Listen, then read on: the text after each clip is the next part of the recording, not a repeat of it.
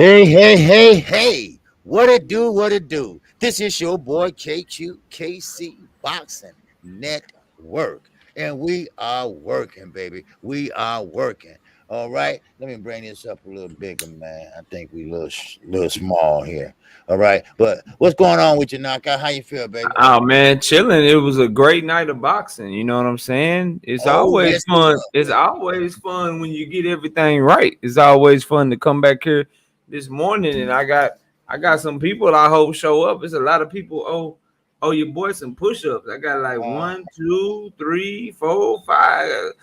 I got 550 push-ups owed to me this morning, so I'm feeling wow. good. I'm feeling good this morning, man. I ain't gonna lie to you.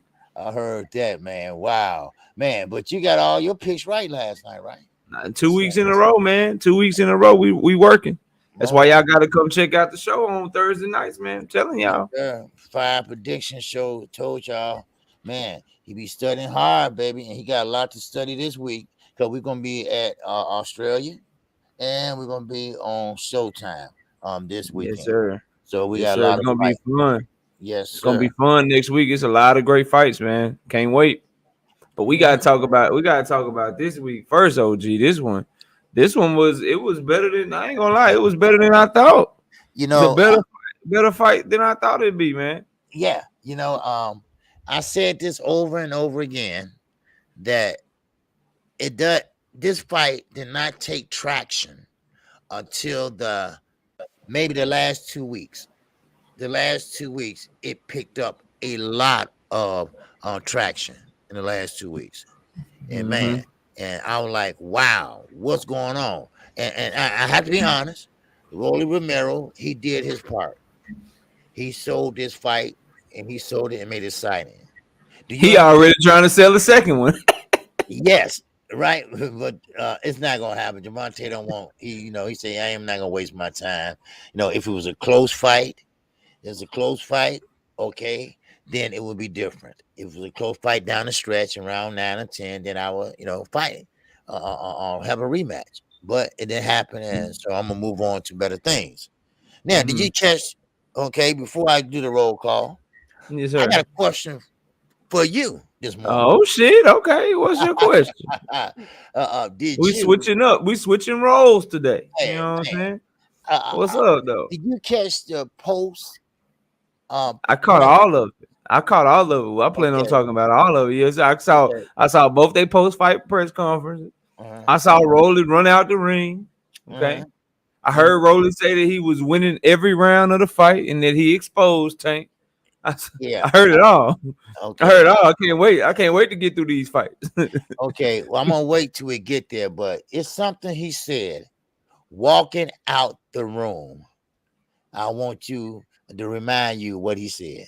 All right. Okay, yeah, I didn't hear that. So yeah, keep me Okay. on. All right. So when we get there, we're gonna talk about Yeah, I gotta hear it. I gotta hear it. it.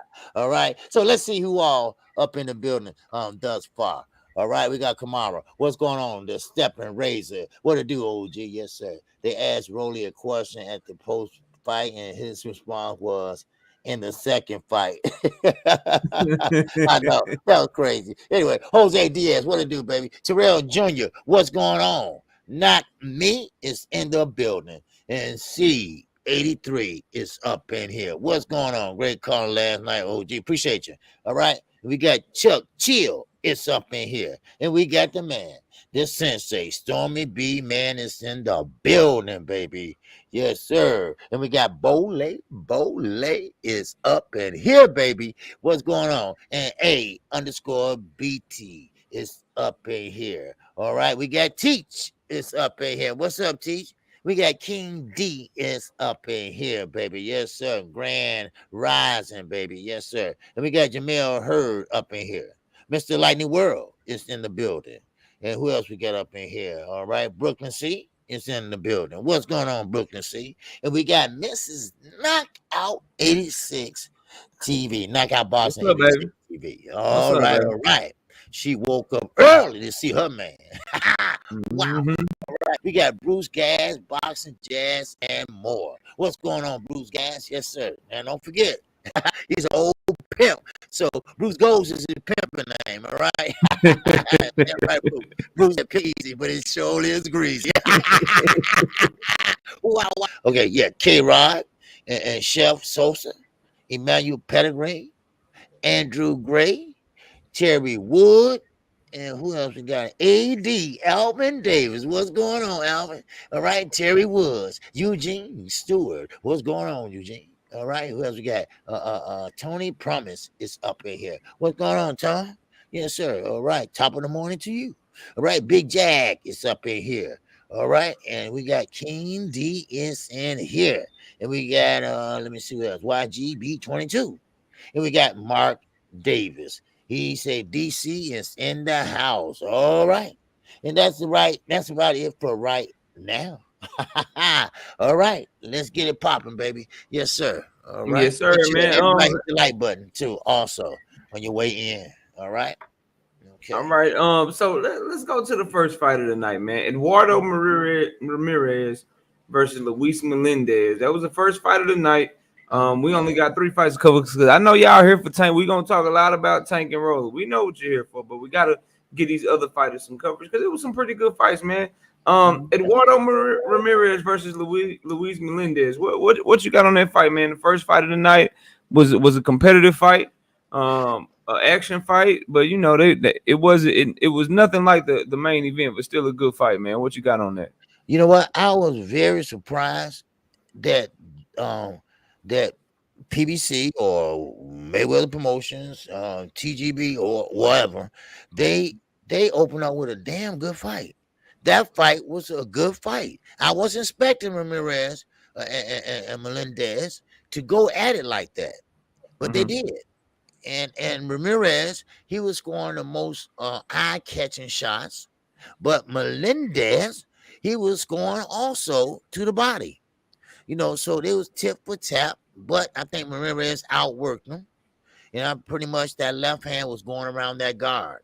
Now, one thing about Melendez, he had a guard, but it wasn't a tight guard, and he just had it up there. But Ramirez, he pretty much had that left, and he feinted very good with that left hand. He feinted with the right, like he's going downstairs to the right, then bam, here comes the left hand out of nowhere. You know, I mean, this was a good startup fight to get you in the groove, to get your juices flowing. And that, I mean, it really got mine flowing because they was going at it. And it started off a little slow, and of course, we all know that. Filling out round, and they did fill out the round, then they start opening up. Now, it wasn't a lot of lateral movement because it was a lot of punches thrown. That's why it wasn't a lot of lateral movement. But I like the way both guys mixed up their punches. Both guys were going upstairs. Both guys were going downstairs. Both guys were using a jab. And Melendez switched from orthodox to southpaw a couple of times I saw. Now, I don't know if he did it on purpose or the position he was in, but I don't know. But Ramirez, he was a tough cookie to crack. Then he pretty much came forward. Now, he got popped a couple of times by Melendez. Melendez kept putting himself in the corner, but he knew how to get out of the corner. See, that's the difference in a smart boxer and a boxer just starting off, or you need some fights under their belts. But I would love to see both of them guys go at it again. But that was it was a 10-round fight, but it still was a good fight. I was excited calling that fight. I think everybody enjoyed that fight, and man, that got everybody in the mood. So, yes, man, sir. I ain't mad at it. I ain't mad at it. So, yeah. So man, Melendez, he had fought such low-level competition. I didn't know what to expect from him. Like when you watch him fight that level of competition, his hands look fast, look like he can counterpunch, look like he got some good movement. He showed that it translates up to a pretty high level because even though he lost the fight against Ramirez, keep in mind, Ramirez, he's in position for a title eliminator in the WBC. So had he lost this fight, he wouldn't be in that position anymore. But they're talking about making a title eliminator fight between him and O'Shaquie Foster. So a lot was on the line for him. So for Melendez to come in and put on that performance with the level of competition that he had faced, I was highly impressed. He landed some nice uppercuts. He was countering well. I think he just got tired down the stretch of the fight, and Ramirez was able to take control of the back half of the fight. The fight was very competitive. At first, you could even argue that Melendez was winning because he was landing a crisper, cleaner counter shots. But to your point, and I think you're dead on and absolutely correct. Ramirez, he was outworking him. Like, even though he probably wasn't landing the crisp shots, he was the one that was pushing Melendez back. He was the one that was landing almost triple the body shots. And those body shots showed back up in the 8th, 9th, and 10th round when Ramirez was able to really, in my opinion, bag all 3 of those rounds and win what I felt like was a close fight. Now there was one scorecard on there that scored at 98-92 for Ramirez. I didn't see that fight. I saw it much closer, like a 96-94 for Ramirez, but I do think that the right fighter won because he took over a very competitive fight, and that competitive fight was not so competitive about round 8, 9, and 10. So he went in, did his job. As far as kind of him in the future, though, he was easy to hit from Melendez. He was easy to counter. He doesn't have a lot of defense. I like some stuff he does offensively, taking his head off the line, trying to throw that straight left hand, nice whipping right hooks. I mean, he's a good offensive fighter. He just has flaws with his feet because he's not athletic, and then his defense, he was so easy to hit. Very interested to see him moving forward. He's trying to get his second title shot. He failed the first time he challenged for a title, but we'll see what Eduardo Ramirez has in the future. I'm sure we'll be seeing him on another Showtime card very, very soon, sometime later on this year, maybe in the next 3 or 4 months. But great job by both fighters. They opened up the pay-per-view well. Even though the pay-per-view name value, you like, oh man, like, well, we really only paying for the Tank fight. It turned out to be a pretty good little card. Yes, it did. Yeah. Once you got to it. So shout out to those brothers, man. They did a good job. There's really nothing else to say. I just if you Ramirez and you want to start challenging for a title because you fight at 130, the guys you would have to go through, O'Shaquie Foster, and then potentially fight somebody like Shakur Stevenson, you better try to shore that defense up, man. Because if Melendez is picking you off, those guys, I don't know how you get around off of them, based on the performance that you just gave us. So that's really all I got on it. NBA D Nice, what's up, bro? Mr. Mechanical, Judah, Zulu, what's good with y'all? Let's go to the next fight though, man. This was payback. This was family business, man. This was Jesus Ramos versus Luke Santamaria. Luke Santamaria had beat Jesus Ramos' uncle, Abel Ramos. Jesus was in there trying to get some payback for him, man. What you got on that fight, Luke Santamaria and Jesus Ramos? Well, Santamaria, I can't say he was game. One thing about it, he was game. He wasn't running. He was just moving. He doing a lot of lateral movement, trying to find how he get the shots in. So basically, that's what he was doing. And also, what he did was pretty much trying to get out the way of Ramos. Ramos is a big guy, and he throws a big punch. And so he was trying to stay out the way of them punches. But every time Ramos come forward, he'll come forward, inching them back. Then he'll try to throw that left down the pipe.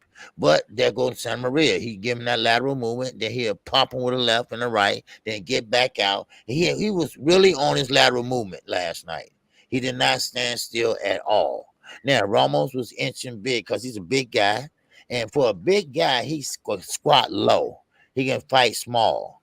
And that's one thing about it. He has a wide stance, and he's a southpaw. And he was trying to land that left hand right down the pipe. Now, nothing was hard by Ramos. I was very surprised. Maybe because he couldn't really horn in on Santamaria. But Santamaria was throwing everything he threw in combinations. He wasn't throwing one punch at a time. He was throwing 3, 4, 5 pieces at a time. And he did a great job of trying to keep him off of him, but he just couldn't keep him off of him. Because Ramos, big as he is, wide stance, he just step over. And he always have him cornered. Now, of course, Santamaria kept going from corner to corner, sliding down the ropes, and pretty much trying to get something going. But Ramos was coming back and hitting him with big shots. And the big shots, it didn't phase Santamaria. Santamaria still was in there and trying to steal the rounds at the end of the round. He was pretty much throwing 4 or 5 pieces. So Santamaria, he did a fine job, but it just wasn't enough. He just wasn't big enough. And he just didn't have enough pop in his punches. So, Ramos, he did a great job negating him from coming in. And he had that jab, sticking him with that jab. But Santamaria, he's a tough cookie, Jack. I have to hand it to him. He's a tough cookie. He took a lot of punishment, but you wouldn't know it because he kept moving and kept throwing. So I mean, I was impressed by both guys. Again, this is another fight that we wasn't expecting to have. That were gonna be so good. But this is one of these fights, one of these cards that turned out to be great. Like I know, I get it. Everybody wanting from the head on the main event, but still, in all, I wasn't mad at the first fight. And I'm not mad at this fight because both of these guys went at it all the way to the end. I mean, it wasn't no knockdown, it wasn't no knockout, but it was a strategic fight, and I think Ramos won that fight. All right, Mm. so he did what he had to do. All right, so Already. You want to catch that super chat real quick? yes, sir. This is Pierre Dundrum. All right, in that super chat. Yes, sir. I appreciate you, brother. Pierre, appreciate you, brother. Thank What's up with it, Pierre? Salute to you, man. Appreciate you coming over here. That's me. I'm still looking for him. That's me. We looking for him. We gonna find him. We gonna find him. We gonna find where they at. I'm looking. I'm you. All looking right. for him on Wednesday night. That's me. We're gonna be looking for those Rolly experts, man. We're gonna be looking for him. Jesus Ramos, Luke Santamaria. Look, man, Luke Santamaria record is now 13 wins, 3 losses, and 1 draw with only 7 knockouts. Now, when you see that shit, promoters and matchmakers and shit, and you thinking about putting your prospect in there with him, you thinking about putting your contender in there with Luke Santamaria, let me tell you something, you better be sure of him.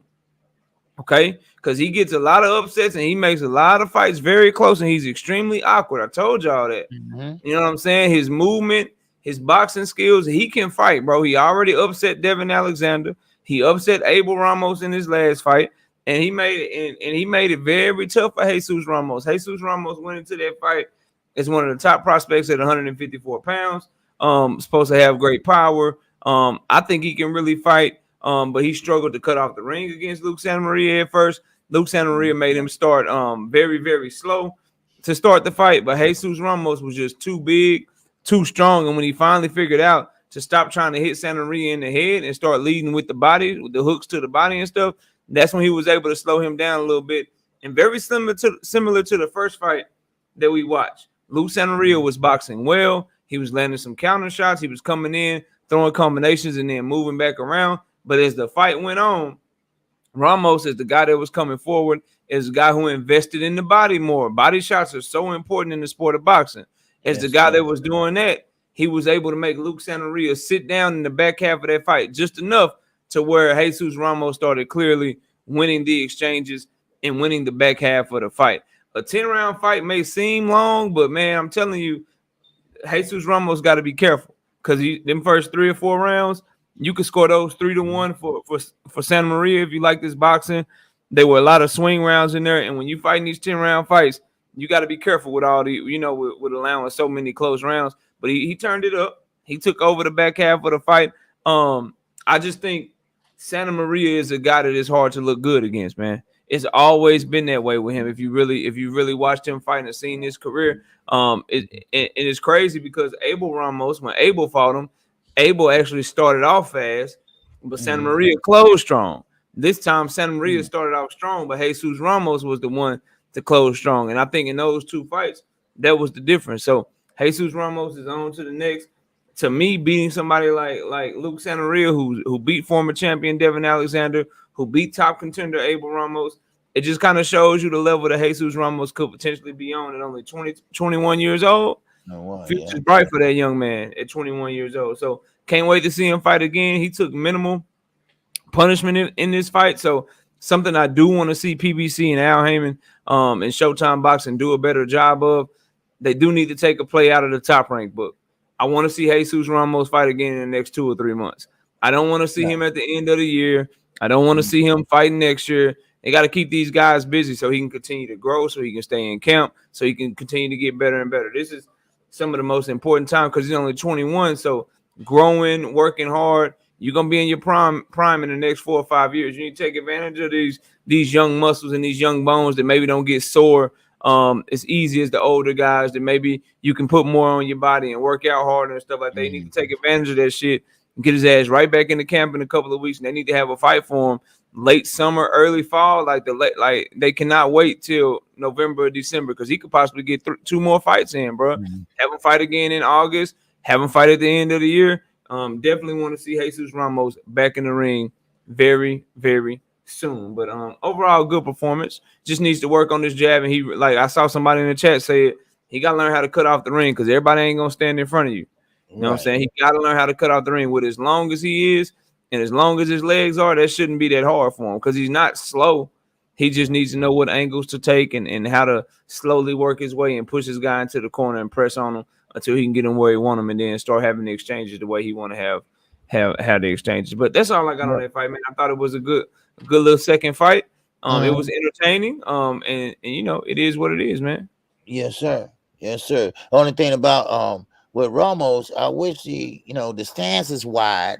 I get it, you know, for balance. Like I said last night, Floyd Mayweather used to fight like that when he was Pretty Boy Floyd, especially in the fight with DeMarcus Corley. He had a wide stance, and sometimes that could be good, sometimes that could be bad. You know, it depends on the fighter, I guess. But Rama, I think that's a little bit too wide for him because his height. But I guess it's for balance in case he have to go back or forward. I don't know. But he has a long reach for that weight class. So, but I still would like to see him showing up that stance, and then he can use his angles faster. But by his feet being closer, he can, you know, turn and step to the side, and you know, like that. But it's limiting his movement. That's what it is. It's limiting his movement, and I like to see him just close the gap a little bit when his legs is so wide. Now I understand he's trying to get down low and trying to fight small, but sometimes that doesn't always work. Because Santa Maria, all he did was just come straight forward and attack. That's all he was doing, you know. So. But yeah, that's a great point. He do that. It's for that reason, but also he want to sit down on his shots. I think it's more for his power. He trying to sit down on his shots, keep a nice wide base so he can turn into his shots and shit like that. Because he really want to try to hurt you with the shit that he hits you with. So, but that's a good point. So, I mean, that was the great thing about Floyd. He could switch up. You know what I'm saying? As he got older, his stance has got a little bit more narrow. He wanted to rely on his agility and his boxing ability. So. You know, that is definitely a great point. It's something that Jesus Ramos can learn from, but is he good enough to do that? You know what I mean? Like you got to be like guys that can just change their stances, how they stand, why they stand up tall, why they stand up low, man. That's a switching levels and being low and being high like that, but still not losing anything and being able to still, you know, be offensive and be defensive, man. That's some special shit. So maybe he can do it, maybe he can't, but that's definitely something that I noticed too. I think it's for his power though to try to land them hard, crisp shots that he likes to throw because he does have now 15 knockouts in 19 fights. So you know, but shit, he's only 21. That's the scary thing. He's 21 years old, man. Like we talk about how young all these other guys is, and you know, Devin Haney, Shakur Stevenson. We talk about their age. Virgil Ortiz, Jerron Boots Ennis. Well, this kid's younger than all of them. He's younger than all of them. So, you know, we'll see what's next for him. Definitely gonna keep my eye on him, man. But that's really all I got on it. Oh, okay. Now, what fight you want to let me get this super chat. Yeah, I was Entertainment 19. What's going on, baby? Yes, sir. I appreciate you in that super chat. Say thank you both for the great content. I appreciate. You're welcome, brother. Yes, sir. You're welcome. Thank you for supporting the channel, man. Thank you for supporting the channel. All right, we to the co-main event. We're gonna get the co-main event. Then we gotta talk about inside the fight with Tank and Rolly. Then we got a lot of stories. A lot of shit happened before the fight, after the fight, and we're gonna get to all of it. It was bets made, it was people chiming in and shit. It was just and I ain't even talking about my bets. I'm talking about Ryan Garcia bet on the fight. He bet on the fight. I want to see if he gonna pay up. You know what I'm saying? So he lost. A lot to talk about. But Landy Laura versus the Monopoly man, bro. The dude off of the Monopoly game and shit. Gary O'Sullivan. Trap Media, what's up, man? What you got on the Laura fight, man? Landy Laura versus Gary O'Sullivan, man. Well, like I said last night, Landy Laura, he's older. He has slowed down. We used to saying a different Landy Laura. He's still the same guy, but in boxing, Deontay Wilder did a great interview with 78 Sports, and he's right. The head is not meant to be hit. this is a young man's sport, and we all see that because Esther Lawrence still had the same style, but everything is slowing down. Everything is slowing down. Matter of fact, his lateral movement is not even there anymore. So I mean, this have to show you that okay, it might be time for me to pretty much step down because yes, he was taking a lot of shots. He was taking a lot of shots unnecessary. The old Atlanta Laura would cover up and have them elbows right all the way down to his waist, so you can't get to the body. But this is a different Atlanta Laura. He fought a guy named O'Sullivan that pretty much wasn't very very how can I don't want to call him a bum, but he's not a very talented fighter. All right, that Yeah, I he wasn't on Laura's level. He right, wasn't an A-level fight. He right, wasn't somebody you would expect Laura to be in the ring with it. You know what I exactly, mean? exactly. And Laura, I noticed. When have you ever seen Esther Laura lay on the ropes like that? His bread and butters always have been in the center of the ring. Where? Why? Because he can outbox you. That's one thing about it. He can outbox you. He's a very talented southpaw fighter. But now, as the age came, and he's 39, almost 40, so now it's time to pretty much step down.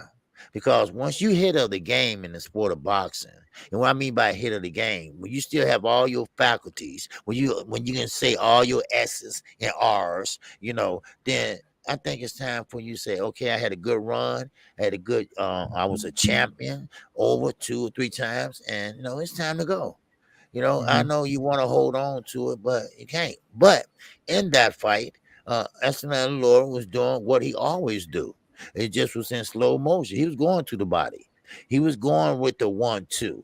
Like I said, that's one thing about Ronnie Shields. Ronnie Shields had taught F.B. Jabba. He had taught the Charlo brothers. He had taught Estelana Laura. One thing important about that, he always focused on the 1-2 first. All right, everything comes behind the jab. All right, that's his motto. All right, so that's what Edson Landlord was doing, and he was busting through O'Sullivan guard with that straight left. He was fighting with the right, and matter of fact, he used the right hook, then come bam right down on the pipe with the left hand. Then next thing you know, he'll feint, stop, bam, and go right down to the on stern, the body, the belly. So I mean, he was getting in there with the 1-2, and then he hurt O'Sullivan with a big left hand. And he curved the left hand a little bit, and that caught him on the jaw, and that had him rocking. All right, and he's a finisher. He saw that in his eyes, and he went for the attack. But saved by the bell. Then search saved by the bell, and Sullivan he didn't get a chance to get the big onslaught that Esther Landlord wanted to give him.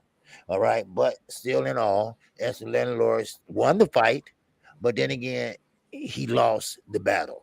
And what I mean by that is that yes, he did look good on winning the fight, scoring the points and everything, but everything was slow. Everything was very slow. And like you said, he wasn't on. O'Sullivan's not on his level. But last night At it looked all, like yeah. yeah, last night they looked like they was on the same level. So I mean, hey, I like Esteban Laura. I think he's a good fighter. I think his best days are behind him. It's just a Mhm. fact. It happens. It's boxing. It happens. Yeah. And so most of your fighters retire already before 40 years old. So he losing his hair. I mean that's all age. That's all age, and there's nothing wrong with that. It's nothing wrong with that. So I think he won a lot of good fights, like with Canelo Alvarez. I think he won that fight. He was a dog in the Hurd fight. I mean, he fought too. He couldn't fight no more with Jerry Hurd. And Jerry Hurd was like towering him. And he fought to the end, baby, till he fell down. Facts. Yep. So I mean, I'm not mad at him. Hey, you had a good run, baby, and hey, you should be proud of yourself. You got a good family. You Mm-hmm. came over here from Cuba on a damn raft. I mean, no shoes, and look what you did. Look what you did. So you have to be proud of yourself. So that's all I got on it.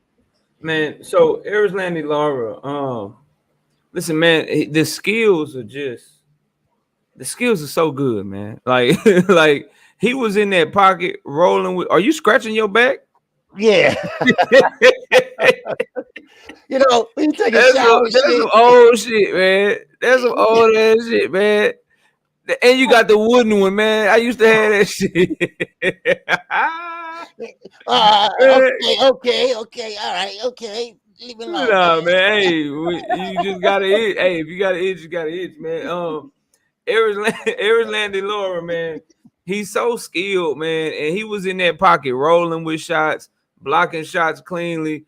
Just a highly skilled fighter, and you can still see, even at the age of 39 years old, that he still got, you know what I'm saying? He still got a lot of skills, man. And Yes, it for does. me as a boxing fan, I'm not gonna lie, the way he fights now is much more fighter friendly. I mean, fan friendly, I should say. He sits down on his shots. He'll get in there with O'Sullivan, fought O'Sullivan's type of fight and beat him at it. That straight left. He got real power at 160, man. He been knocking shit out at 160. That left hand was busting O'Sullivan up over and over again. Nice right hook. And he did what he was supposed to do with a guy of O'Sullivan's caliber. But I'm never one to believe that fighters sit down in front of you and make themselves easily available for you to hit them because it's by choice, because they want to do it. Like, that's some stupid ass shit. Like, Eris Landy Lara has proved throughout his career that he has a high ring IQ. So someone with a high ring IQ that fights Canelo the way that he fought Canelo, fights Hurd the way that he fought Hurd, somebody with a high ring IQ, they don't just sit down in front of O'Sullivan because they want to. You understand what I'm saying? They don't do that shit because they want to show how tough they are. They do that shit because, I hate to say it, his legs is gone, man. Like, he when he did move, he was walking around patiently and stuff like that because he knew he could do that shit with O'Sullivan, bro. Like, he knew he could, but I'm telling y'all right now, his legs are gone. I think he's a highly skilled fighter. I think his reflexes are gone a little bit because he was getting hit with shit from O'Sullivan that 3-4 years ago. O'Sullivan probably, like, Laura probably still would have stopped him 3 or 4 years ago, but I don't think O'Sullivan would have hit Laura at all, bro. Yeah. I don't think he would have touched Eris Landy Lara one time if Eris Landy Lara was still anywhere close to his prime. But when guys like O'Sullivan are able to hit you, when you had the skill of Laura and your hands don't come up as fast as they used to, and your reflexes aren't the same, bro. Like, I'm telling y'all right now, he is the regular 160-pound champion. That's cool. Nothing wrong with that, bro. If he fights the wrong person at 160, like, do y'all really want to see Laura in there with the top guys right now? You want to see him in there with Jamal Charlo or Janabek or somebody? Like, nah, bro. I'm telling y'all right now, his legs are gone. Them dudes probably wear him out right now. Not because he can't fight. He just ain't the guy that he used to be, bro. Like, that's what I saw last night. Like, highly skilled fighter, you can still like, if you keep putting him in there with O'Sullivans and shit, then shit, he gonna beat their ass probably till like 45 years old. 45, 50 years old, he'll beat their ass, bro. Because he was just always that better, that much more skilled than him. But you put him in there with somebody young, strong, and in their prime right now, at 39 years old, now going on 40, I'm telling y'all, it might not end well for Lara. He don't get out of the way of shit like he used to. Them reflexes ain't the same. And his legs, he can't move around the ring like that. So it is what it is, man. I thought he did what he was supposed to do. Went in there, took care of business. He wants a title shot. Now, if for Lara fans and shit, I'm not saying he don't deserve another payday. If he won't get in there, I ain't gonna stop him. If he won't get in there, he won't fight a champion, he won't go get a good big bag. Okay, cool. Do your thing, Eris Landy Lara. No hate coming from me whatsoever. I will just say, if you're a fan of his, temper your expectations. If you his corner, or if you his management team, somebody had a towel ready, bro, to throw that hoe in. Because I'm telling y'all, it could get ugly, man. His legs, he ain't on steady legs, y'all. He's not, bro. I know what I'm looking at. I know when I see a fighter that don't need to be fighting at the highest levels, bro. But it is what it is, man. That's really all I got on it. You got anything else on that fight? No, it's just that one thing about Espen Laura, even though he's older now and he didn't do no lateral movement at all, which we know you can see age kicking in. he is always pinpoint on his punches. Always that 1-2, pow, pow, pow. Yeah, You know, very and accurate. Yep. very accurate. You know, always have been, and it seemed like he still has it. He hit you with the right, then follow up with the left, bam, then he moved. You know, then he walked like last night. He just stepped around, walked around. Normally he'd be on the glider, or they call it glider, but he'd do on the lateral movement. And then he'd use and stop, bam, bam, fire, get back on it. Bam, bam, bam. You know, so but it wasn't there. So like I say now, if you want to continue, hey, be my guest, But like I say about Deontay Wilder, what else do you have to prove? What else you have to prove? We know you're a good fighter. We know you're a champion, more than a champion once. So what do you have to prove? But that's how I look at it. All right. Yeah, man. And Ramon, you might be right, bro. He might surprise some people against their favorite fighter or whatever. And he did win every round against O'Sullivan, bro. So it is what it is. I'm just in my opinion, bro. I don't know about him at the top of 160. You know what I'm saying? I just don't, because he has to sit down. He has to sit down too much now. He can't move. He can't use his lateral movement. And that was one of the best things about his game, bro. And that shit gone. You know what I'm saying? He ain't doing that shit by choice, bro. Like, you don't change. That's like somebody having like the best uppercut in boxing their whole career. And then if they break their hand or break their elbow and shit, or they just stop throwing it and you don't know why. Like, bro, if somebody got to do something very good and they stop doing it, it ain't because they want to, bro. It's not because they choosing to do that shit. Like, if you a 3-point shooter in basketball and you just all of a sudden stop shooting threes, it ain't because you want to. You know what I'm saying? That's what you was good at. So he not running around this whole sitting down on his shots. You know what I'm saying? And exchanging with dudes and shit, because he been doing that with everybody at 160 since he got older. Just go watch his fights at 160. Like, he ain't doing that shit because, I'm just going to show people that I'm a power puncher now. Like, nah, bro, he doing that shit because he getting older and them legs gone. You know what I'm saying? That's just what I think. But, hope again, no protection plan, no protection. Like, I ain't saying, what I'm saying, let's save Laura at all costs. No, he a regular champion. He a regular champion. If shit, the next step is to fight for the super championship. So good luck to you. Because right now, the guy that you will fight for the super champion, hell, he's 60 years old in Triple G. Wow. So even if Triple G go lose to Canelo, he'll still be the 160-pound champion. So I ain't tripping on the WBA ordering no Erislandy Laura Triple G fight. I ain't tripping on that. Like, go ahead. Do your thing, Laura. I ain't mad at you. I just worry if you got to sit down with Triple G, then what? Right. You like, y'all can say what you want about Triple G, but you sit down with Triple G at 160 and then some. The only person I seen survive that was Canelo. I ain't seen nobody else be able to survive that shit. So make the fight though. Make the fight. No protection over here. None of that. But that's really all I got on it, OG. You got anything else? Oh no, that's about it. We got 305 people in here. Make sure you hit the like button, everybody. All right. Make sure you subscribe and like and share. Knockout Boxing is right down there at the bottom. You can find them at Knockout Boxing 86 TV. Make sure you go over there and subscribe, because we will be over there next week. We will have a lot to talk about next week. A lot of good fights next week, man. A lot of good fights next week. And y'all, I know all 300 and some of y'all ain't subscribed to the OG either, man. Y'all hit that sub button one time, man. This man putting in great work. We trying to do the same over on my channel. So don't leave here though. You can subscribe to me after the show, but while you here, you can subscribe to KQ right now, because I know all 300 of y'all ain't subscribed to the OG yet. So y'all subscribe to him, and then be sure to go subscribe to my channel as well, man. We trying to grow and trying to talk this boxing for y'all. But now we are to the main event of the evening. Yes, Gervonta Tank Davis versus Rolando Rolly Romero. Man, what we got, man? Go ahead, man. Let's talk about this fight. I got a lot to say about some news stories and shit surrounding the fight. I want to hear what you wanted to ask me about the end of the oh yeah, Mansa Musa. There go one of them right there, KQ. Mansa Musa owe me my 50. Come by the show Wednesday night to pay up. We ain't gonna do it here. You know what I'm saying? Come by the show Wednesday night to pay up. I tried to have told y'all, bro. But anyway, OG. Yeah, you got my 50. I need that. I need all 50. And listen, man, if you don't go all the way down and come all the way up, they don't count, bro. If you don't go all the way down and come up on military style, we not counting those, bro. We not counting those. But what I was gonna say, oh yeah, Gervonta Davis And Rolly Romero, man, what you got on the fight just inside the ring? I know we're gonna talk a lot about what was said and bets that was made and all that shit, but just inside the ring, the actual fight, break it down for us, OG.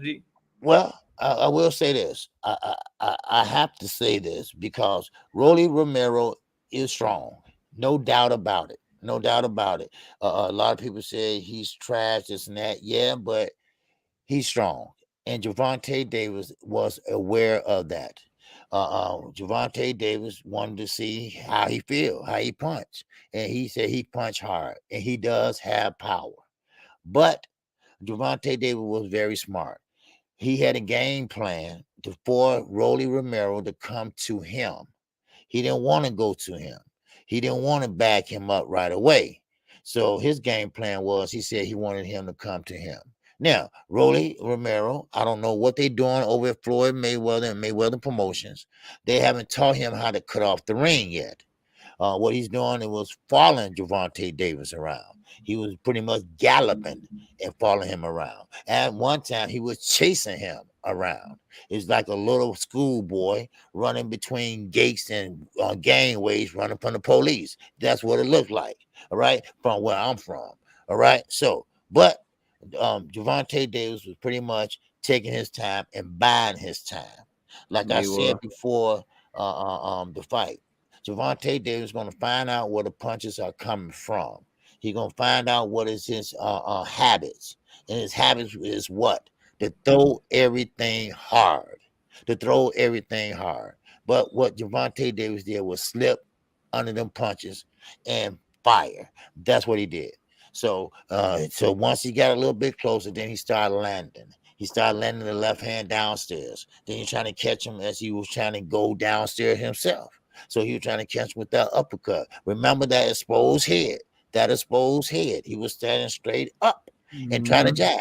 And also, his jab was not working. His jab, he was throwing it out there, but it seemed like his arm was broke or something because he would throw it straight, but it goes to the side.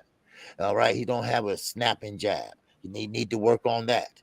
Now, of course, he was game. He was coming forward, but he ran into something in the 6th round, and he left himself exposed. You do not run into, I don't care what type of fighter you're fighting. You don't run into something, and you punching low, and you have your head exposed. And this is coming, someone like Zulu Lion said, it reminds you of Floyd Mayweather and Ricky Hatton. Ricky Hatton ran into the turnbuckle by a check hook from Floyd Mayweather. But what Rolly did, he ran into a left hook by Gervonta Davis. And what he did was he left himself exposed.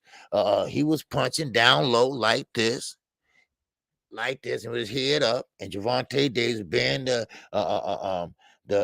great boxer he is, because he's a pure boxer, and he caught him. He caught him with the left hand. Now, keep in mind, this shows you how much power Gervonta Davis have.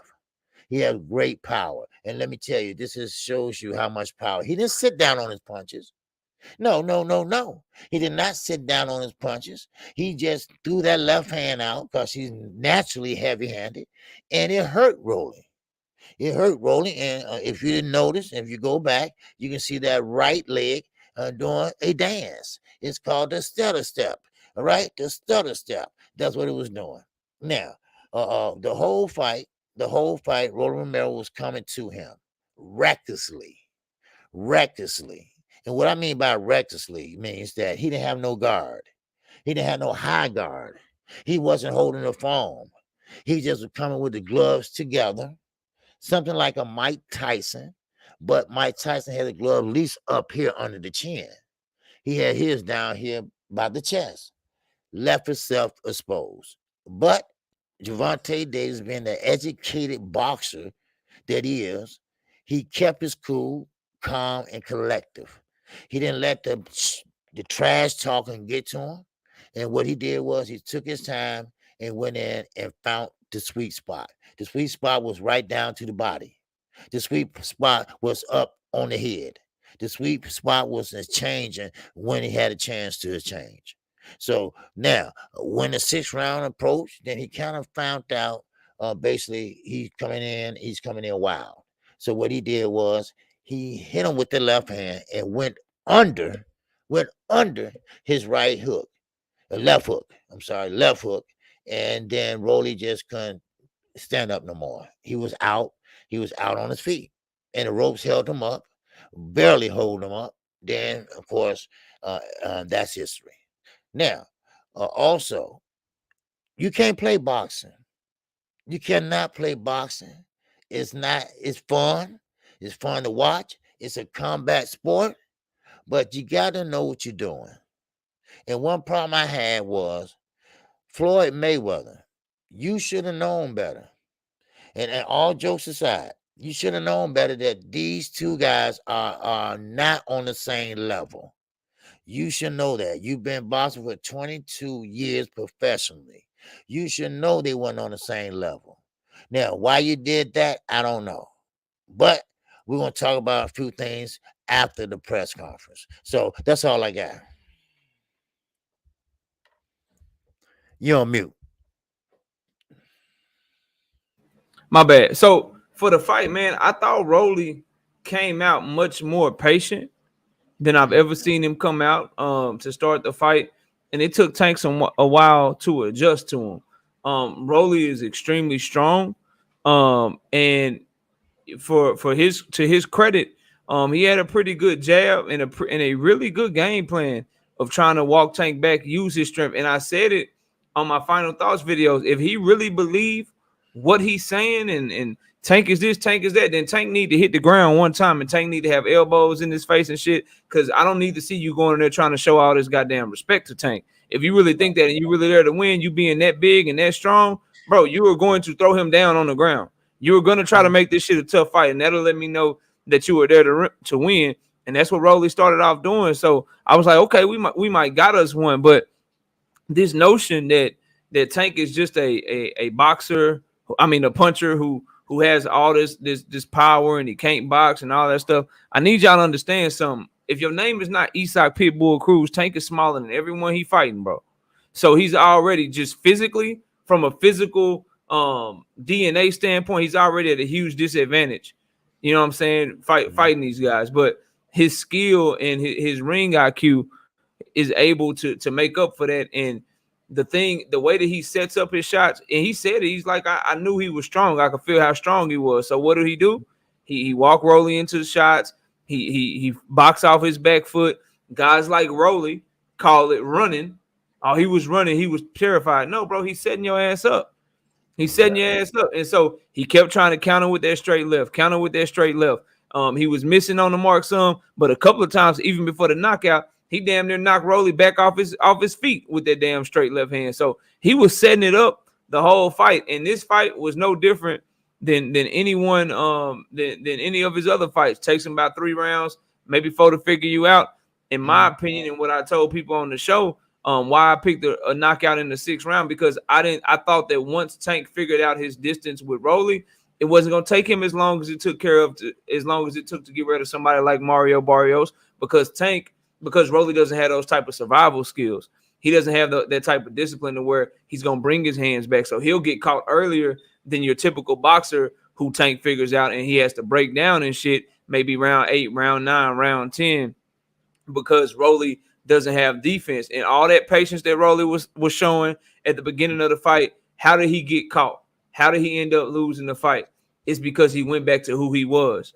He jumped in, he threw a 1-2 and then tried to throw a 1-2 again, but he did it off balance, squaring up and not bringing his hands back to the proper position. And then what did Tank do? Boom, left hand hook, and then pivot out.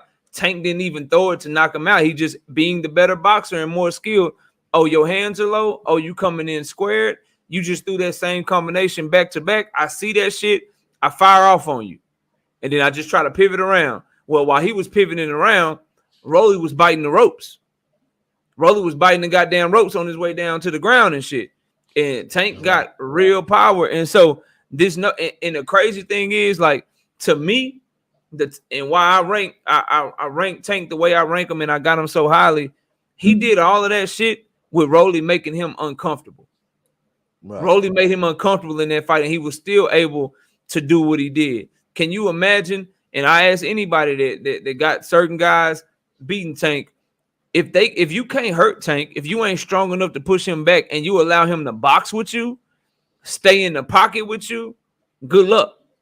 Good luck. That's really all I can tell you. Like, good luck. If you can't push that young man back, if you're unable to enforce your will on him in some way and make him uncomfortable, and you just try to box with him, and you just try to allow him to go forward, and you gonna fight off your back foot, all right, bro, good luck. Good luck with that. You know what I'm saying? That's really all I can say. But the last thing I want to say about actual inside the fight, I do have a critique of Tank that I want to lay at his feet, because I always got to keep it real. Okay, let me get this super. Go ahead. Go ahead. Yeah, my bad. Go ahead. Do you think? Manamusa lifestyle. Respectfully, good fight until the knockout. I think so too. Yes, I think so too. Yeah. Yes, sir. We got Damon Webster. Once again, you called it knockout. Tank was in a loose situation. At the post-fight, Rolly said he exposed Tank. I don't think so. Good fight though. All right. And I think you got one more. Yeah, you got one more down there, the $10 one. Okay. We got Darius Ewing. He said, stop ear hustling and smash the like button, fam. Facts. Yes, facts, Darius. All facts, Darius. Tell them again. Say it for the people in the back. We got almost 600 people in here. Hit the like button, all right? Smash the like button, man. Get them likes up. But the last thing I want to say about the fight, Tank Davis gotta be more focused and with listening to his corner and shit. Now, I don't know if they need to get another trainer. I don't know what he needs to do, but looking around at your mama, talking to the crowd and shit in the middle of the fight, you ain't gonna always get away with that shit, bro. You're not gonna always get away with that shit. So I love the performance. I thought he did a great job.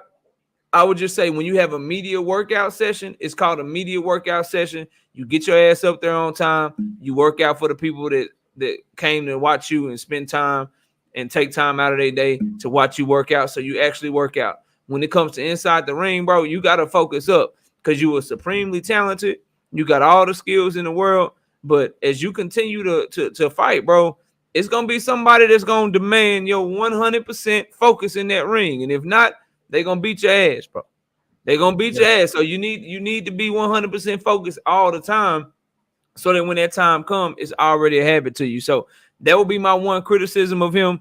Inside the ring, listen to your corner, listen to your trainer. I would love, and I don't know if I'll ever get this, I would absolutely love if he went back to Kevin Cunningham, adding him to the team. I think that was a bad man. When Tank was with Cunningham, man, and he trained for that one fight he had Cunningham, that was a bad man, bro.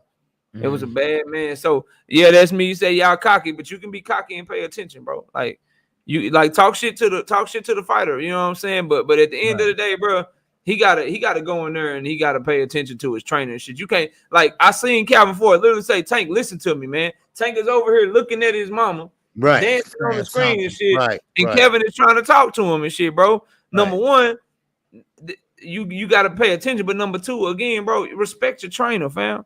Now, I ain't saying he disrespecting Coach Calvin on purpose and shit, but if I'm talking to you and I'm trying to tell you about a fight and shit, and you looking all around, bro, you know how mad I get with my children if I'm talking to them and they trying to do something else, or they down on their phone or some shit, scrolling through their phone while I'm talking, bro, I lose my mind, bro. So that right there, I don't like that. I don't like that. I don't like that shit at all, man. Pay attention and focus in, because it's going to come a time, if assuming you fight the fights we want to see you fight, it's going to come a time in your career where that person going to demand your 100% focus, or you're going to get your ass beat. But that's all I got on the fight, man. Great job by Tank. Thought he fought well off the back foot. And I leave this fight just wondering, if you ain't got no power and you can't, or no strength, and you can't push him back, how you going to beat that young man at 135 pounds right now? That's really all I got on the fight, man. Okay. I got a couple more things. Dre the Finest in the super chat. He said KQKC and knockout boxing. Great job. Absolutely. You dig. Appreciate that, Dre. Yes, sir. Appreciate that. Once again, about the fight. Gervonta Davis, First of all, I understand that it was a boxing match slash grudge match. I get that. I get they don't like each other. I get that they come from the same state when they still didn't like each other. I get all that. I get all the smacking and shit talking. I get all that. But Gervonta Davis, when you step in that ring, and this is what maturity come in at. Now, I will give him credit. He has matured a lot. He knows how to speak to the media now, and he knows what he have to do. He's more professional now. He has children that depend on him.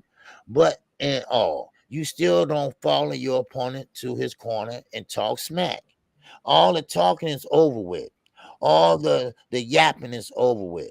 Now it's time to fight. So what you do, you get in there and show your opponent what you can and cannot do. And that's what Rolly did. Now, Rolly, he was kind of quiet to the press conference. He didn't stay and for the post interview with Jim Gray inside the ring. He left right out. Now, maybe he was concussed, or maybe he just was embarrassed because everybody was waiting on that first round knockout. I don't know. But I think he has a lot of work to do if he want to continue on boxing. Now, is it possible? Yes, because he's strong. There's no doubt about it. He's strong and he has somewhat the right notion of how to throw a jab, or he pretty much got 14 wins, but it's against people that is not at a big high level. But he still got great hopes for him to be an okay boxer, or maybe a good boxer. Who knows? But Mm-hmm. still in all, one loss on your record, that doesn't make you a defeat. That don't make you a bum. That don't make you a trash fighter. But when you talk a lot game, you must bag it up.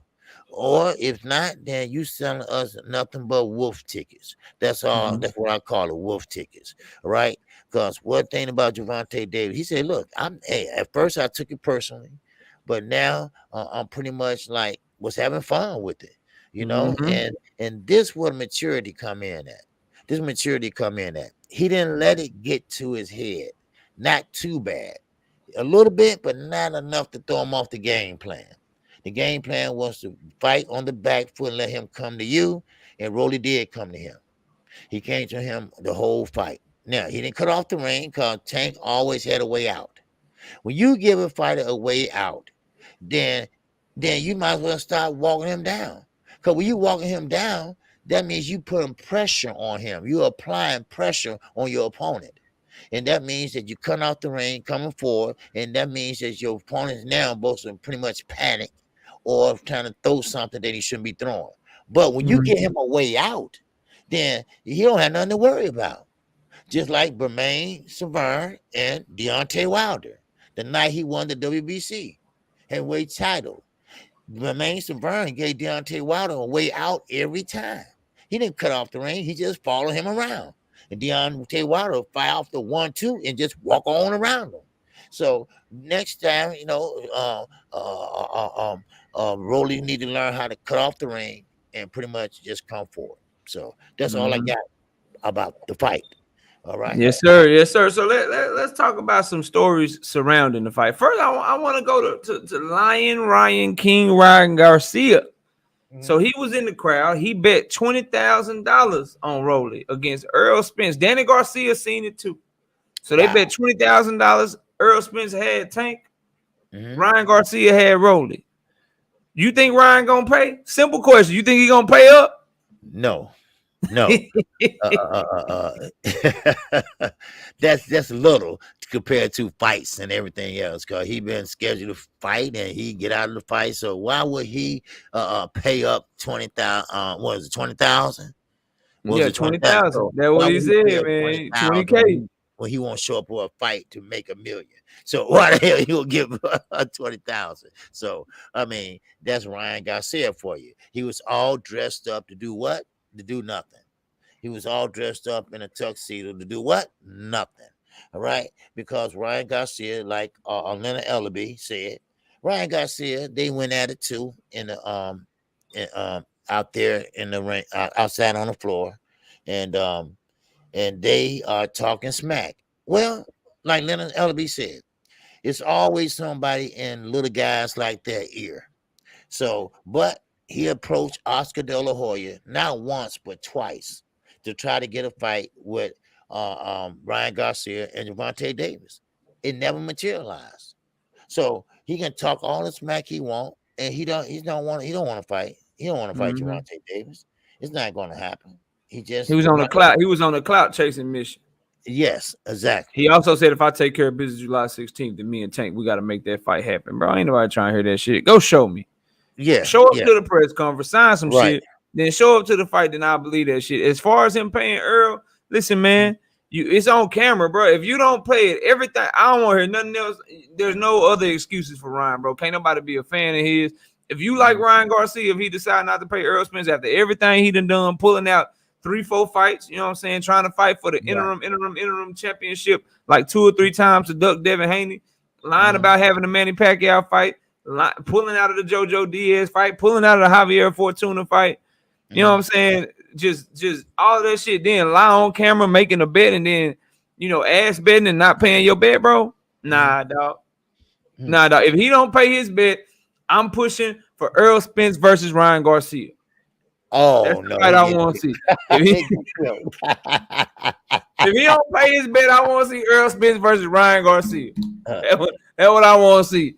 I want to see it immediately. That should be his first fight at 147 pounds. Now, I don't care when they fight either. Okay, go ahead. I'm sorry. I don't care when they fight either, because Earl could be 45 years old, Ryan Garcia could be 30. Earl beat the shit out of Ryan Garcia. So pay that man his money is what I'm trying to say, man. Pay that man his money, bro. That's all I got on that, man. Now, I don't know if you had this question or not about, you have any questions about the press conference? The post-fight press conference? Oh, yeah, we got a lot. Yeah, we got a lot. We got a lot to talk about, but go ahead. Okay. Now, in the press conference, I just want to mention this. Oh, well, let me get this super chat. Scrum Master in the super chat. He said, I honestly think Tank should change trainers. Wow. Okay. Derrick James will be great for Tank because he is a nonsense type of trainer and he will improve Tank boxing, plus hold him accountable. Tank has outgrown Ford 100%. Ooh, I think that's not a good fit, man. I don't think Derrick James is a good fit for him. Derrick James, Tank work rate ain't high enough to deal with Derrick James. And then also, I agree the part about Calvin Ford, though, believe it or not, because he's been training Tank since Tank was 7 years old, and clearly you can see Floyd Mayweather was in Tank ear. Calvin Ford didn't have Tank ear. You know what I'm saying? Tank Mama started dancing. Calvin Ford didn't have Tank ear. So it's definitely something missing there to where Tank he don't listen to Calvin Ford like he should, in my opinion. So I agree with him leaving, but I don't think Derrick James. I prefer Kelvin Cunningham because I've seen them work together before, and I seen how crisp and sharp Tank was.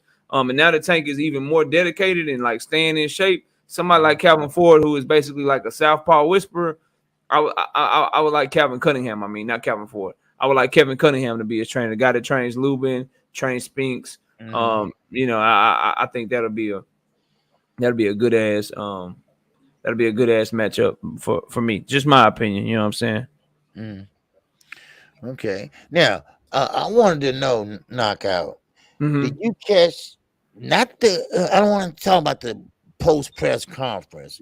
I want to talk about after the post press conference was over with.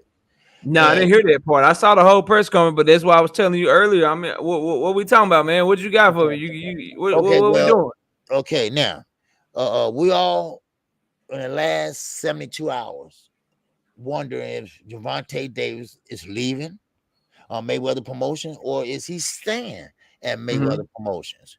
Well, he let the cat out of the bag. If everybody was watching that post press conference, you will see. As he was walking out the door, Leonard Ellerby was standing right there. He gave Leonard a hug and said, man, this is my promoter, Mayweather Promotions, right? And Leonard Ellerby said, say it again, say it again. He said, I am staying with Mayweather Promotions. Yes, sir. That's what he said. Now, did anybody in the chat, if you caught that, please put up 1. if you caught that. Please put up one if you caught that. That was very at the last end of the press conference. All right? Anybody see that? All right? Am I crazy? I'm hearing things. It was on Fight Hype. All right? Fight Hype did the taping. And Leonard say that again? Say that again? Okay, y'all did catch that. Okay. All right. I knew I wasn't crazy. So Gervonta Davis, they probably made him an offer that he could not refuse. All right. But now, how do you feel about that? Knockout, because I know how you feel about competition. I know how you feel about Gervonta Davis fighting the best of the best. But Floyd hasn't been giving him the best of the best, and it's not a lot of fighters in that weight class over there. Now, top rank, yes. A promotional free agent, yes. But Mayweather Promotions, one again, I don't know, it's a 5-year contract. I don't know. Leonard Ellaby said he don't discuss fighters' contracts. He said that in the press conference. But they went out the door and they was asking questions. And he hugged Leonard and said, "Hey, Mayweather Promotions, this is my guy. I'm staying with Mayweather Promotions." And so I don't know where they got that. First Good of all, move. I know you to be a man of high integrity, so I know you're not lying to me, even though I ain't see it for myself. So I can take it and know that it was word for word. That's what the hell was said. So I don't need to go watch anything because you're the one that's giving me this information. I just want to say that's some bullshit. Okay, that is some bullshit. I don't like it. I don't give a damn how much money they gave you. I don't give a damn how much what they offered you, bro. At the end of the day, bro, it's harder to get. I don't care, bro. It's harder to get fights when you don't fight, when you don't work with the people who got the fighters for you, bro. Like now, every fight that we want to see him in is a cross promotion, bro. People ain't trying to do that shit. They ain't trying to share money and shit. So we want to see him fight Lomachenko. We got to count on Floyd Mayweather and Leonard Ellaby to do business with Top Rank. We want to see him fight Devin Haney. We got to count on Floyd Mayweather and Leonard Ellaby to do business with Top Rank right now, but Eddie Hearn in the future. Like, bro, like I'm not like I want to see him fight the Kambosos. If Kambosos win, if he beat Haney, got to do business with Lou DiBella and Top Rank. Like I want to see him fight Teofimo Lopez. Got to do business with Top Rank. I want to see him fight Josh Taylor. Got to do business with Top Rank. Why would you do that shit? Stay loyal to somebody who, number one, bro, they like you got to think about yourself. They can't get you to fights, bro. Not easily anyway. They already been saying shit like who the guys that we want to see you fight. They tell us shit like, hey, Teofimo Lopez, he ain't a ticket seller. We like belts. Who gives a shit about belts? Oh, Devin Haney, like he just wants too much money. Never approached Devin Haney. Never said, hey man, how much does it cost to make you fight? As a matter of fact, Devin Haney showed that that's not true because he just took way less money to go make a big fight. You know what I'm saying? With Kambosos and shit. So I like, bro, it's a bad look. It's a bad, especially when you said, Tank, you lied to me, bro. You said it was your last fight and you was leaving Mayweather Promotions. That came out of your mouth. Then you lied about saying that you said it. Then you backdoored it and changed your mind and didn't even stay and didn't even go, bro. And didn't even go. And if you Tank Davis, I don't care what y'all tell me. I know it's a lot of Floyd Mayweather fans as a fighter. I'm a fan of him as a fighter. But there is no way that Floyd Mayweather is a better promoter for Tank than Tank just going off on his own, because they don't answer the phone when you call about Tank because Floyd is your goddamn promoter. They answer the phone because Tank is a big draw. He had 19,000 people in the building to watch him fight last night. Broke a record at Barclays. I don't remember seeing Floyd Mayweather anywhere, bro. No, I don't remember seeing him anywhere in the building. So the man sells regardless of who his promoter is. And why would you want, and then just selfishly, like, bro, you want more money, right? You want to be able to keep more money. Well, why would you pay a promotion fee? What is the point of making GTD promotions if you're gonna just sign the Floyd? What's the point of that shit, bro? Like you signing with Mayweather, they gonna be taking money out your checks every purse you get, and they can't even hardly get you the big fights, bro. They can't even hardly get you the big fights. So man, I don't like that shit, man. I don't like that shit at all. So it is what it is. You can't defend that shit. Like, even though I like the fighter, like I'd have no integrity if I was going through all these months I done had my channel, going through here talking about, look, man, Terrence Crawford, if he want the smoke, he gotta go. He gotta go holler at at Al Heyman. Yeah. He had 147 pounds. He had 154. Eventually, if he move up, shit, Al Heyman got all the fighters for him. So he gotta go holler at Al Heyman. I can't do Mhm. that shit to Terrence and then turn around and be like, man, Tank, you could just stay with Floyd. Just stay with Floyd. You the greatest thing ever, Tank. Just stay with Floyd. Nah, bro, I want the same shit for you. I want you to fight. I wanna be proven correct. And I can't be proven correct about how good you are unless you fight the fighters that I want to see you fight. So I hate that news.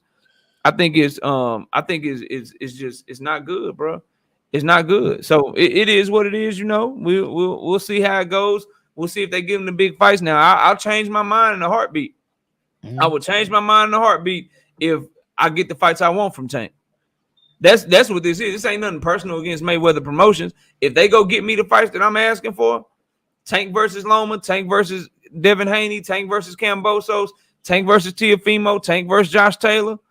You know what I'm saying? Tank versus who, all these big names we want to see. If they go get me those, Mhm. then shit, I ain't gonna be mad no more. But right now, based off of them giving me Mario Barrios, Isak Pitbull Cruz, Rolly Romero, like who cares if they turned out to be good fights? Those ain't the fights we've been asking for.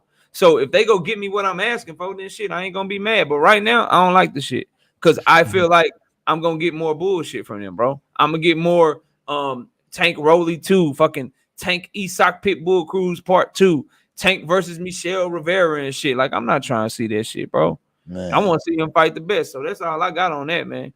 Now I see three people are saying that Javante Davis got a 20 million signing bonus now, Man, allegedly, because I don't know how true that is. I haven't heard that yet. I ain't seen But that shit nowhere. yeah, I So haven't seen it yet, so I'm just gonna say allegedly. But right now, Javante Davis, if that's true, is he looking for the money or is he looking to be great? It's a difference. It's a big difference. Or you can do both. Now, you can't compare him to Canelo Alvarez because Canelo Alvarez just trying to be slick. That's all. And shout out to Darius Young and that Cash App. All right, I appreciate you, Darius. And also, Darius Young, once again in the super chat, say hit the like button as you come in, family. Yes, sir. What's going on, Darius? And what's going on? Drink more water. It's up in here. What's going on? Drink more water. Salute to you, brother. He said Tank sold himself short if he took $20 million. Now, let me speak a little bit about Tank and his uh, uh, his stardom. hey, Now, somebody get two J7 out of here, man. We don't do the racist stuff. Somebody get him out of here, man. what did he say? One of the, he called him one of them terms. Go ahead, Oh, OG. I ain't mean to distract you. Go okay. ahead, OG. Somebody get him out of here though. Oh, okay. All right. Let me get Zena, my man here. Zena 360 said, since Tank the money guy, shouldn't guys be coming to him? Also, since TMT tried to make the Ryan fight twice, why would he assume they won't try to make other cross promotional fights? Exactly. Now, if you He is the take, money guy, Zenith. I get that he is the money guy, but that's the only fight that they tried to make was Ryan. And, I mean, come on, bro. You seen Ryan Garcia last performance, mm, dog? Like, come on, bro. Like, no, mm, yeah, nah. Like, no disrespect to Ryan Garcia, but I mm, want to see like no one. I mean, if you do, that's on you. But no one in here ranks Ryan Garcia as high as the guys that I've mentioned right now, bro. Like, but it is what it is, bro. Go ahead, mm. OG. But what I'm saying is this: that I I had this in the back of my head. Okay, what if Floyd Mayweather? Because we all know Floyd, not in the ring. We know Floyd outside the ring. We know how he is. We know that he always has to win some type of way. Well, in his mind, in Leonard Elby's mind, they put in a lot of time. They put in a lot of effort. They put in a lot of promotional time. Now, according to them, and they had matched him up accordingly, and they had made him a pay-per-view slash a international star. Now, according to Leonard Elby, all right. Now, Javante Davis is a star. Now, I have seen that. He do pack Hey, in houses. You know, he do pack in the the Barclays Center, Atlanta. Yes, he do have the stars that come out to see him. He do have the young people that come out and see him. And a reporter asked, "Well, what makes him so attractive?" Well, it's his style. It's his style. It's knockouts. I mean, everybody loves to see a knockout. Everybody always on the edge when they see him fight. And he's a slick boxer also. And you roll all that up in one. You know, and like Eddie Hearn said, I want Tank Davis. If I have to break the bank, I would get him. But he mhm. still was under contract at that time. But he was waiting on this day to come, so he won't violate the Muhammad Ali Act. So he said, "Hey, soon as he's a free agent, then we're gonna go try to get him." See, Tank could have wrote his own check anywhere he wanted to go. And yes, Bob Aaron, yes, he's still at top rank, but I think, no offense, but Javante Davis' contract would have probably outlived Bob Aaron. All right. I'm just being honest. So but now he's with Mayweather Promotions. Now I'm asking Knockout Boxing TV, 86 TV. Yes, What sir. do you think that Floyd Mayweather can make or do for Javante Davis and elevate his status and his boxing power, or just fighting the best? What can he do to better his career? What can he do differently than he did in the last 5 years? Show What faith can in him. Show faith in him like he showed faith in himself and do what he did. Mhm. Like Floyd was walking down on everybody, bro. Like when Floyd was coming up, Floyd was walking down on everybody. Like he was sliding on everybody. If you was perceived to be one of the best and you was in his weight division or around his weight division, he was pulling up on you, bro. He was trying to fight you. So show that same faith in Tank. Y'all tell us that he's this and he's that, and I believe it. Everybody know how highly I rank Tank. Y'all know Mhm. what I think of Tank. Y'all tell us that he's the best fighter in the world. That Uh-huh. can't nobody beat him. Prove to us that you really believe that shit. Because at the end of the day, bro, like they can go make these fights. They can go Yeah, make these yeah. fights, but I maintain and I will always maintain the same shit that make Floyd Mayweather a great fighter is the same shit why I don't really know if I like him promoting at the highest levels because Floyd is about Floyd. You There you understand? go. He took a step back from this promotion, but can he do that for Tank's whole career? Do y'all really believe that he can do that for Tank's whole career as Tank gets bigger and bigger and bigger and bigger? Like I got questions about that shit. I do, bro. And at the end of the day, like Tank, I don't think it matters who's promoting him, bro. Like it doesn't matter. He was going to sell. He was going to become a star anyway because of the way that he fights, bro. And Hmm. I see Marvin Banks, and I was trying not to answer you, but clearly you must be new to the channel, bro. He's wondering if we criticize Bob Arum. He's wondering if we have any criticisms of Bob Arum. Yeah, Yeah. we go heavy at Bob, but this ain't about Bob today. The story's about Tank, so we talking about Tank, bro. But yeah, just it is what it is. But that's all he has to do to Mhm. answer your question, OG. All he has to do is believe in Tank like he believed in himself. Him and Leonard and that whole team. Um, it is what it is, bro. Like he gotta go do that. He has to. And then if he does that, makes the big fights. If he shows that and lets Tank really fight the fights we want to see, then yeah, bro. Then yeah, it'll be good. But until then, I don't like the move. I don't like the move. But all he has to do is go make big fights. It's not that hard, bro. You got Right. this big bankroll. You got all these millions and shit. Go break the bank. Maybe you have to overpay somebody to fight Tank. I don't know what the business behind it is, but you need to go get that man the fights he needs so people can really, really get behind him. See, what caught my attention at the press conference is what Leonard Ellaby said. Leonard Ellaby said, we don't have to have 200 guys in our stable, comparing to the zone, comparing to top rank. All we need is one guy. What? All you need is one guy, and that guy is Javante Tank Davis. So you're going to ride off of one guy and blow him up, and you all blow up. See, that doesn't sit well with me. You don't have to put your faith in just one guy. You got other guys in that stable that need work. Hitchison, he's a great fighter. Now, there's a new guy he introduced to us last night that was sitting on the side over there.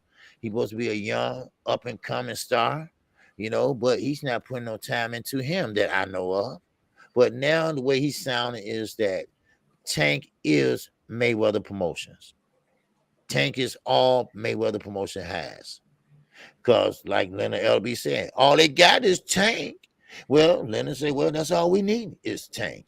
So I believe that he made an offer to Gervonta Davis that he could not refuse. What's going on, Coach? Yeah, what up, Coach? And Coach, I ain't see you come in the chat and tell me I was right yet. You ain't come in the chat and be like, you told me you were gonna come here and say knockout. You was right. And you ain't came in here and did it yet, Coach. I need to see those words. But the thing, but see, OG, that in and of itself though, when you're admitting that that's your only fighter or that's your main asset that you're focusing on, what you gonna try to do if that's all you got? You gonna protect the shit out of it. And see that in and of itself is why I'm skeptical about the shit. Because if you know you ain't got shit else, if you know you don't have nothing else, and that's what you hold on, you're gonna be like, shit, I could make this tough ass fight. But Tank is all I got. And this is a 50-50 fight. So shit, we gonna make this other fight over here. We gonna do something else because Tank gonna sell anyway. So we gonna do this over here, and that's why I don't like the shit, bro. Like that's what I'm trying to say, man. That's all I'm trying to say. Okay, Coach said knockout, good call. You was right. That's why I mess with my OGs, bro. They don't mind because Coach don't let you hear it when he right. I'm still hearing about this Dimitri Bivol shit. About a month later, I'm still hearing about Bivol. God damn, bro. Zeta 360 said, who y'all want Tank to fight next? That's available. Well, he wants Devin Haney. He wants to win on Devin Haney and Cambosa. So will Floyd get that fight for him? We don't know. All right. But I think, I do think that most of these guys, all this side of the street shit, get rid of that. All right. Let's end that. All right. And let the best fight the best, and let's see what happens. Now, go ahead, OG. My bad. No, I was just saying about Shakur Stevenson. He fights at 130. Now, Gervonta Davis at 135. But I guarantee you that if it came down to it, and he gave Tank his flowers last night, but Shakur Stevenson will move up 5 pounds to fight Gervonta Davis. Facts. I don't have no doubt about that. All facts. We'd love to see that fight. Right. So if Floyd can, let bygones be bygones, I guess, because Al Heyman's still pulling the strings, but still, I would like to see them start fighting and going around to the zone, Top Rank, Mayweather Promotions, TGB, all of them getting together and then come out with the best fights possible. I would love to see a 4-card fight with different promotional companies together. We need that. We need that in boxing. So, all right. So for me, Zenith, to answer your question, if I'm moving Tank, first thing I do is I would try to petition the WBA. I will wait to see what happens in this fight next week. I don't care who wins. If Cambosos wins or if Devin Haney wins, they have a one-way rematch clause for Cambosos. So let's say Devin Haney was to win. Let's say Devin Haney wins. I'm still pressing on the WBA. I'm still trying to petition them. Hey, you said that you was going to mandate me to fight the winner. Mandate me to fight the winner and see what happens. Even if it's Devin Haney, number one, Devin Haney could beat Cambosos so bad that he don't even want a rematch. Number two, even if they got the rematch and Cambosos want it, the WBA can still step in and either force him to fight Tank or he'll have to vacate that belt. You know what I'm saying? So if I was them, it ain't their job. Just like it ain't Jerron Boots in his job to care about Terrence Crawford and Errol Spence, and he should be petitioning the way at the IBF to mandate him to fight Errol Spence right now and not wait. Same thing for Tank Davis. Like, why should he care about Devin Haney and Cambosos? He need to care about him in his biggest fight. So the first thing I would do is I would like for them to petition that if I'm them. Second thing, if that don't work or that's unavailable, then Ryan Garcia is fighting in July. Tank just fought at the end of May. They on the same timeline. That'll be a pretty good little fight. You know what I'm saying? You inquire about Lomachenko to see, hey, when he coming back from the war, is he gonna fight this year? If so, if he gonna fight at the end of the year, y'all trying to make the Tank and Lomachenko fight. So those would be my 3 things I would try to do first. is I would try to see if I can petition, get the winner of Kambosos Haney, and then very first though, Kambosos could win that fight. He could win that fight. It's a lot going against Devin Haney in that fight. So you wait to see what's going on with that. See if you can petition the WBA to fight the winner.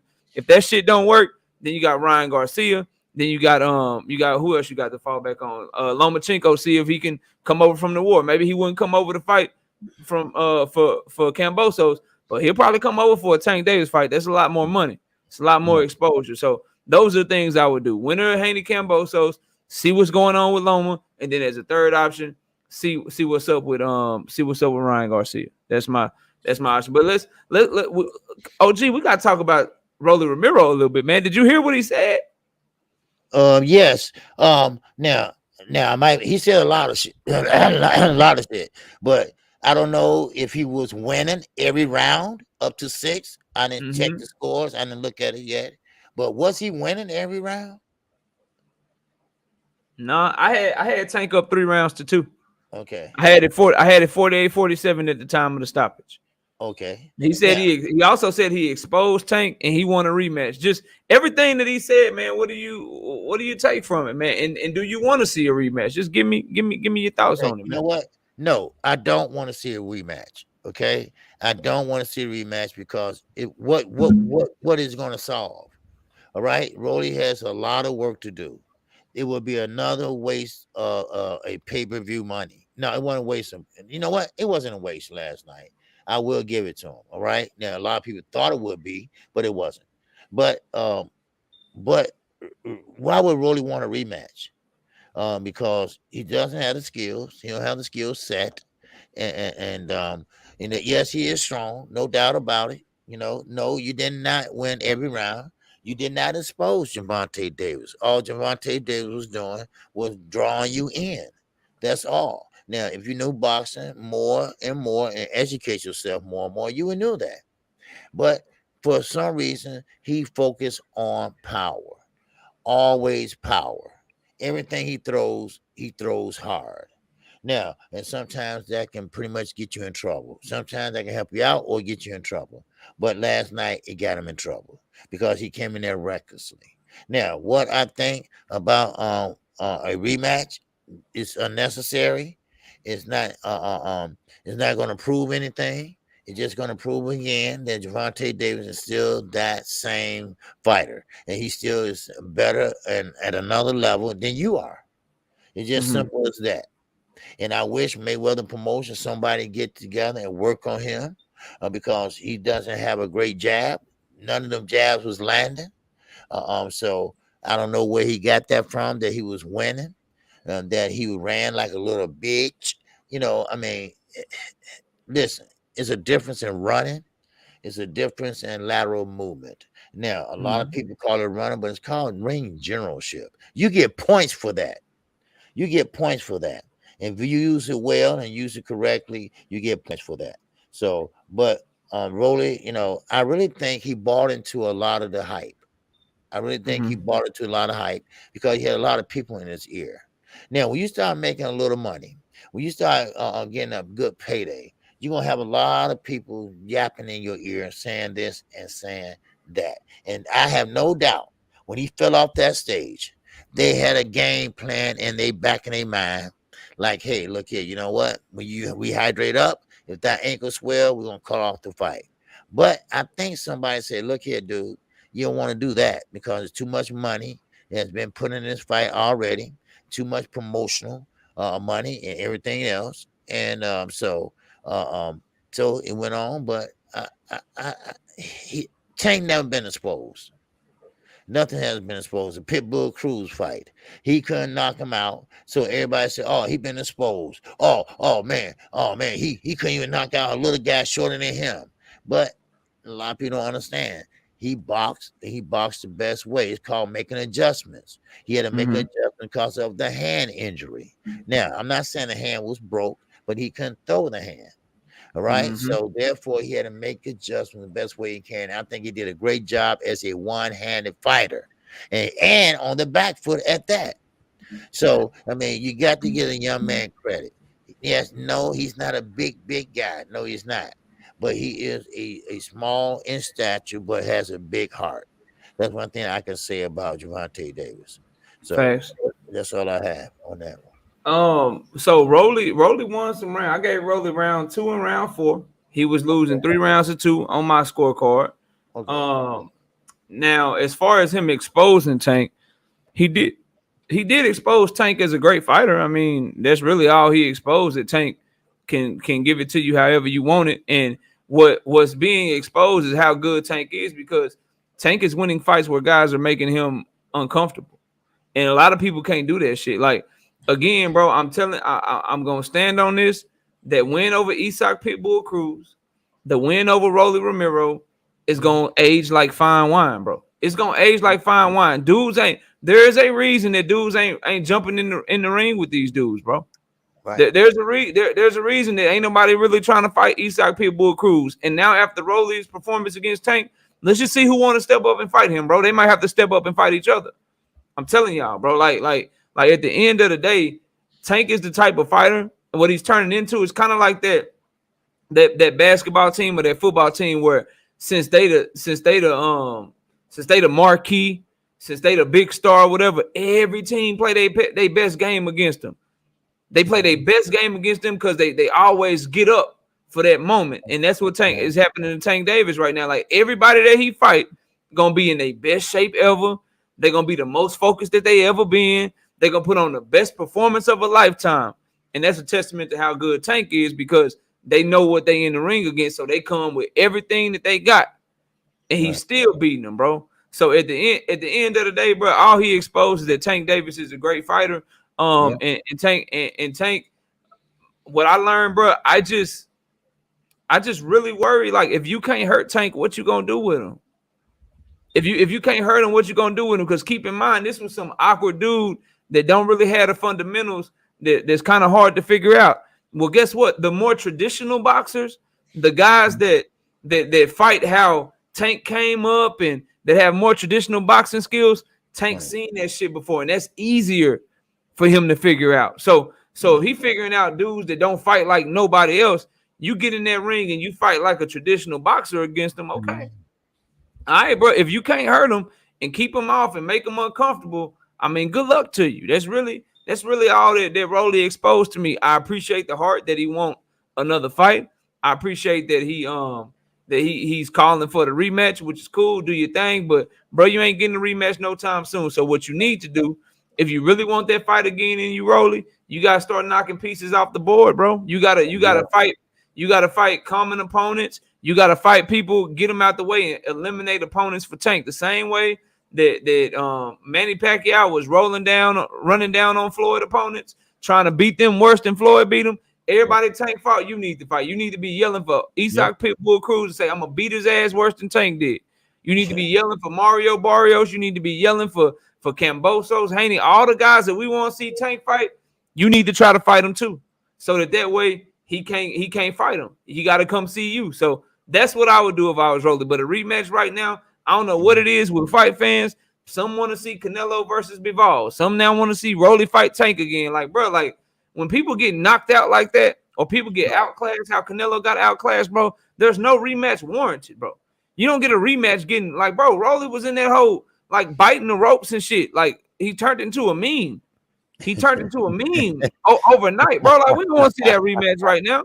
We want to see something else. But I'm telling y'all, a key point I want you guys to understand, bro, and I need y'all to listen to me when I say this.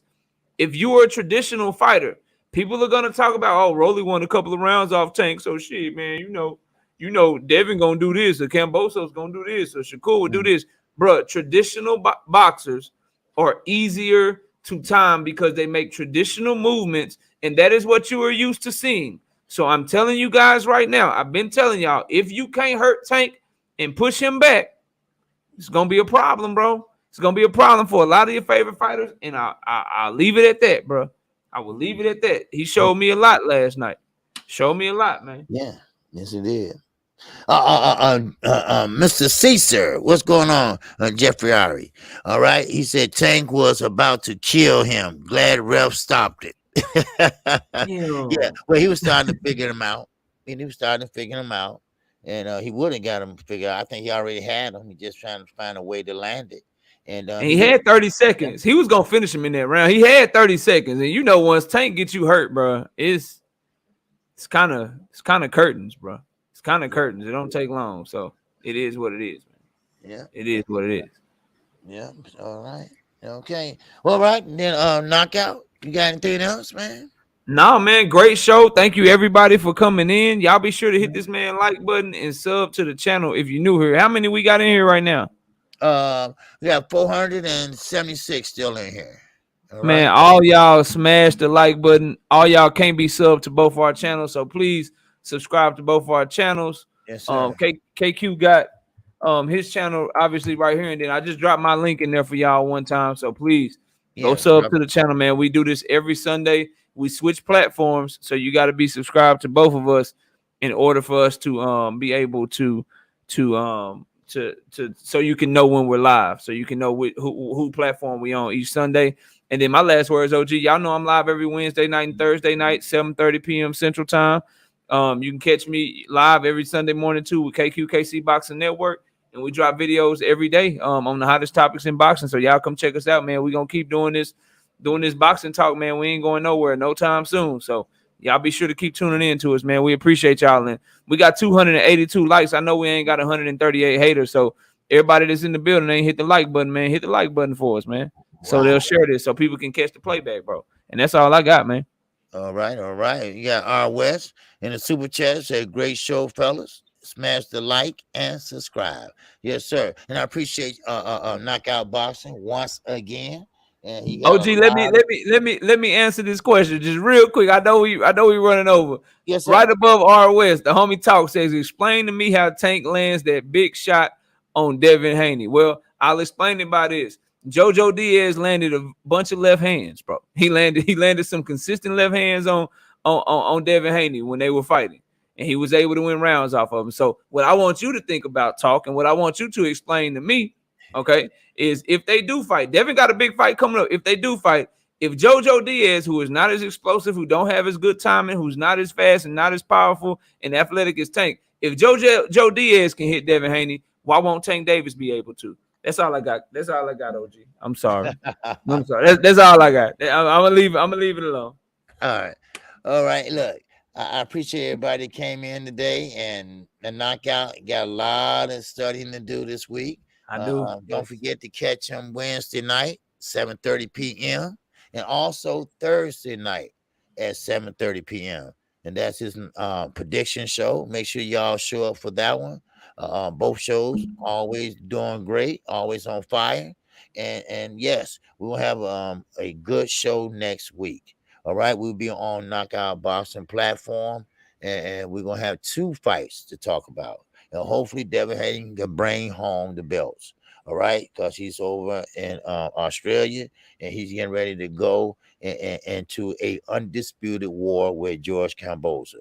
And that's just one fight that you don't want to miss. And that will be on ESPN. And also, we got cool boy Steph Fulton. He will be in action on Showtime. So we got a lot of boxing coming down the pipe. We got a lot to talk about. And yours truly, KQKC, will be talking about it Monday through Friday. That's 12:30 p.m. Central Time. And don't worry, I got you. Saturday night, I will call that fight. I will call the other fight Saturday night. So we got a lot of fights. Matter of fact, we got Cool Boy Steph, like I said, next week. And we got Devin Haney next week. And then we got Indue and Danilo Daenerys. Don't worry, KQ got you. I'll be up and I will call that and fight. David Morrell is on the damn Stephen Fulton card, bro. There's so much talent fighting next week, bro. I can't wait. I'm excited, man. Man, then hey, June 11th, we got Trevor Bryan and Daniel Dubois. June 11th, we got Edgar Berlango and Alexis Angula.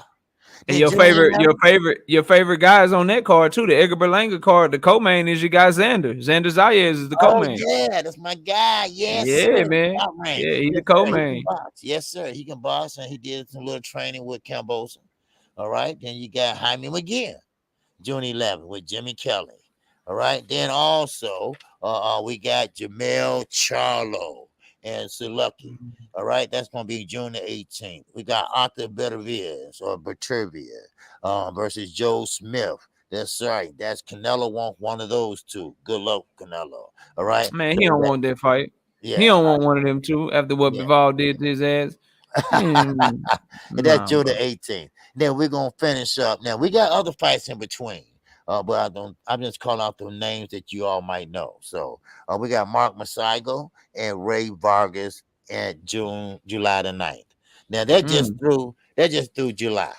And it's more in between there. I just named off a few that you all might know. But hey, boxing's good, and man, let's be good to boxing. So if you don't do nothing next weekend, watch boxing. I am your Facts. boy KQKC Boxing, and this been the morning after show with my guy, co-host, Knockout Boxing 86 TV. So make sure you subscribe, like, and share this video. And with that, we out of here, and everybody have a good morning and a good weekend. And I'm out. Peace. Peace, y'all. All right.